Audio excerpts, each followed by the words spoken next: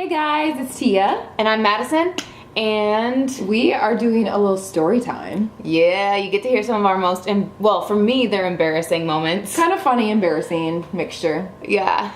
All right, and you going first? Yep, I'm gonna start. Okay. So my first story is from when I was in Guatemala, and Madison was actually there too, but I was rooming with our friend Claudia. And you know, in Guatemala, like the water is super sparse, like you have to use bottled water and stuff. She went to take a shower, and I was chilling in the room, so it was my turn to go next. And I'm in the middle of the shower, I just put shampoo in my hair. I was just like, you know, in the shower, and the water started like coming out super slow. I didn't really think anything of it, and soon the lights went out and all the water stopped. And I was like, okay. So I was like, Claudia. She knew the power went out, so I was like, I need help. So she like brings me a bottle, and it's dark, and she's using the flashlight on her phone, and she like looks away and like hands me a bottle of water, and I like dump it on my head, and I get out, and I was like, well, that was a useless shower. And so then the next day we were gonna shower again, and she was like, well, you didn't get a good shower, you go first this time. So I was like, thank you. So I get in the shower, I was like putting shampoo in my hair, exactly the same thing happens again. And I wasn't frustrated, I was more just like, I just kind of screamed. I was just like, Claudia, help me. So again, she comes and saves me. So that, it wasn't super embarrassing. It was just more of the fact that like, oh, she might see me naked. But I mean, it was a great time. And yeah, that is my story from Guatemala. Sup, it is my turn. Okay, so my first embarrassing story, I've been a licensed driver for a little over a year and a half now. But that was not how it always was. You know, I obviously was like learning how to drive, and I drive a stick shift. And a 15-year-old, like, anxious girl trying to learn how to drive a stick shift who's only driven in parking lots before, as that girl, I went on a drive with my mom. And before, it had only been my dad who had been teaching me how to drive, and he was like, I don't think she's ready to go on real roads yet. We had only driven in like neighborhoods where it was really dark and there wasn't anyone there. And we pretty much only practiced at night because I didn't want to run into anybody and I was too nervous. And then I went with my mom, and we were coming home from Wendy's, and she was like, do you want to drive? And I was like, Mom, that would be driving on real roads. And she was like, psh, you're fine. You'll be fine. And whatever. So I was like, okay, I need to get the experience. Like, I guess we'll do this. And as we drove, like, we were going fine, and then we got to a four-way stop. And for those of you who drive stick shift, when you're first learning how to ease off of the clutch while simultaneously pushing the gas to like start going, it is a difficult process to like make into muscle memory. So we're sitting there, and I don't have the right of way, so I'm waiting for people to go. And then I start going, and I stalled in the middle of not in the middle, but before I could get across the four-way stop. And I turned on the car, like started it up again, and I started trying to go again. And meanwhile, there are people waiting, because I have the right of way now, and they're waiting there, like watching my car turn off and turn on and turn off, because I stalled. Eventually, I stalled 3 times, and I was sitting there, and I was getting flustered, and my mom was like, calm down, it'll be fine. And then these people drive, because they think I'm breaking down. They don't realize that I'm this driver that's just like learning. I'm just this girl. I don't know how to drive a stick shift yet. And they drive. So we're this way. They're this way. They're trying to check up on us. And my mom is in the passenger seat. She like leans over me, rolls down my window, and I'm just sitting there like petrified. And she's like, don't worry, we're just learning. I was like, sorry. So anyway, that is a little bit of an embarrassing story from driving for me. Okay, my next story is definitely probably one of the most embarrassing things that's happened to me, but I don't really remember most of it, so I guess that's kind of nice. But a couple years ago, I found a lump in my neck, and so I was going into surgery. And I had to have 2 surgeries, and so the second one was to remove the rest of it, because the first one they just took part of the lump out.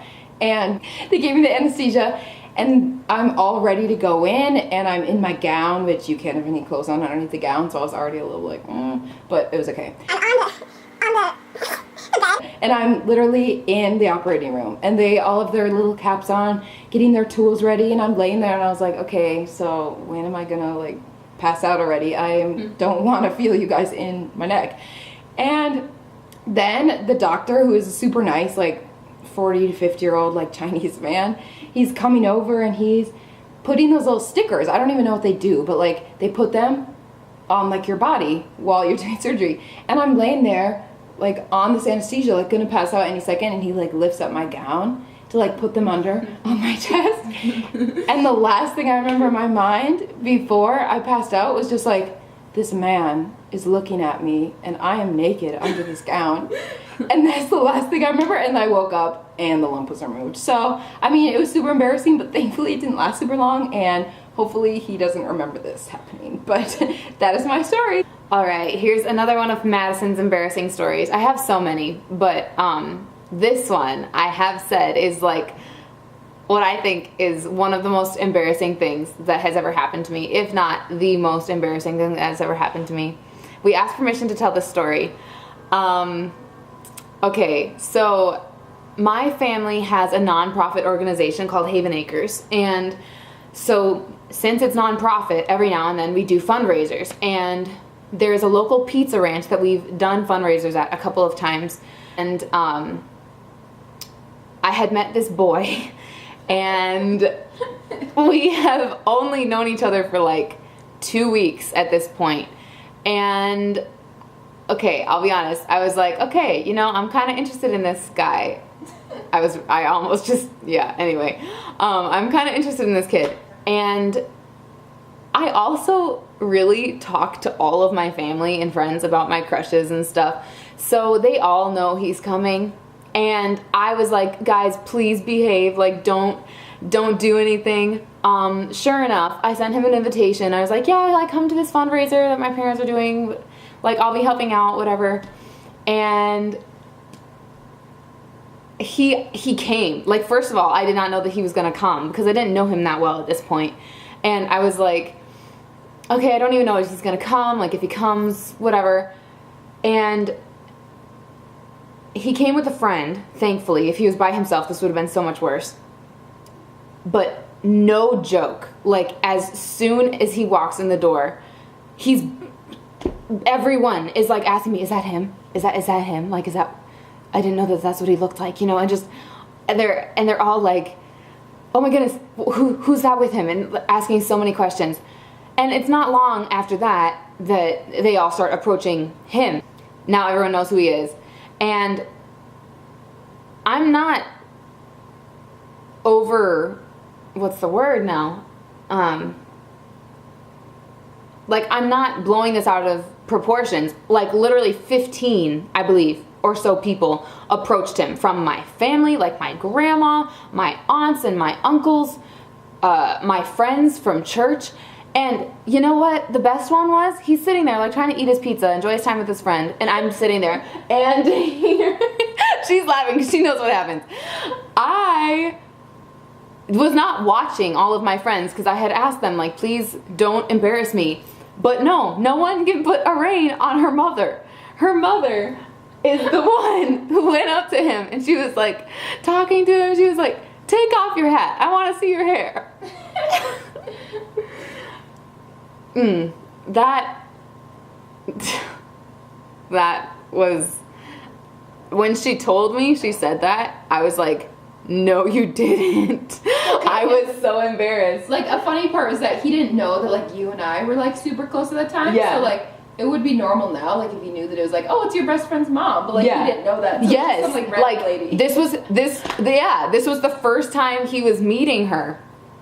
So, anyway, I ended up sitting with him and his friend for a while, and we, like, talked, but I was humiliated. I went and we were talking, like, later, like, weeks after this has happened, and I just remember telling him, like, I can't believe that if you didn't know that I liked you before, like, you definitely did then. And I was humiliated. Like, I was blushing, and I told him that was, like, the most embarrassing moment of my life. But the nice thing is he's so nice about it. He was like, really? I didn't know you were that embarrassed. And so, anyway, I think that those who were in on it, those who were part of the story, think it's hilarious because, like, I told them to behave and they totally didn't. Pizza Ranch will forever have that connotation in my mind. So, that's a good thing, but it was embarrassing at the time. So, okay. So this is our story together. So we each participated in this story, yeah. In this show that we had been in for a really long time. I was probably like 13. Yeah. Or 12. Yeah, and I was like 14 or so. And I was boy crazy, and there was this guy that we both grew up with. Yeah. And he was my dancing partner, so I was super close to him. Oh yeah. And we've all just been really good friends for like pretty much our whole lives. But anyway, after that, around the age of 13, I was like, oh, this guy is kind of cute, and I started kind of liking him, and I thought he was funny and stuff. And her being my best friend, like, I told her everything. I told her everything about like liking him or whatever, and I had no idea what was gonna happen. So tell them what happened. So we were getting ready to go on for our next like number. So I went up to him and was like, "Hey, do you like Madison?" Just super blunt about it. And he was like, "No, we're just good friends." So I leave right away, and like, this is like a silly number coming up. It's not like and like being the friend that I am, I like went up to him and was like, "Hey, he doesn't like you like that." I was like, it's like, why would you, I didn't ask you to go talk to him. And then I was like, oh my goodness, I can't believe that you did that. Like in my head, I don't remember what I said to you in person, but I was like, why would you? What? Why would you tell me about that like right now? And we're like in our silly costumes and our makeup, and then we go out on stage and like in front of all the people that are watching, and I'm like trying to be happy, but I'm like, my heart's broken. and then of course I'm like standing next to him during that number, and I'm just like, not be that close, because I know he doesn't like me like that, and I know he probably thinks I'm weird. We've grown up since then. Yeah, that was a while ago. We laugh like about it now. So. We laugh about it now, but it was, at the time, I was like, really? Like, why would you have to do that? So, I mean, I think you stopped liking him after that. I did. Yeah, so I mean, she helped me out a little bit. Yeah, I helped her. Yeah. Well, this has been our story time. I hope you enjoyed it. Yeah, I hope you can connect with some of our embarrassing things and don't just judge us from a distance. Yeah, maybe we'll have another video in the future with some more stories. Because we have a lot. Keep you updated. We've got a lot of them. Yeah. So like and subscribe the video, and thanks for watching. Bye. Bye.